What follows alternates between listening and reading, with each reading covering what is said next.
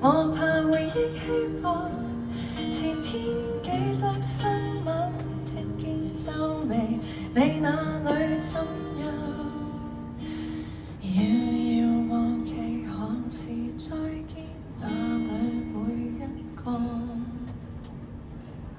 靠於窗邊聽雨天，望着難落墨的信紙。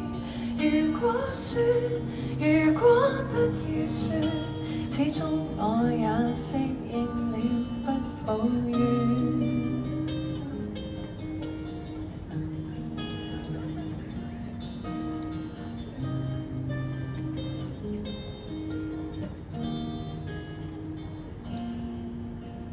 季節變了，世界快了，我也慣了被忘。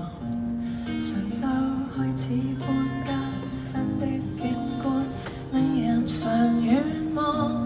我望哪裏有海，哪裏有港，那個隨風飄蕩。無端想起心中兩個老人，腦裏放空着，懷疑沿途原來慣了錯過那感覺。靠於窗邊聽雨天，望着難落墨的信紙。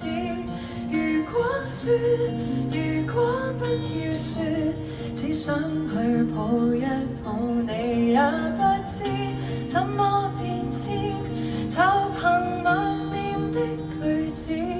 如此說，如此不要說，當一切也都過去，可再見。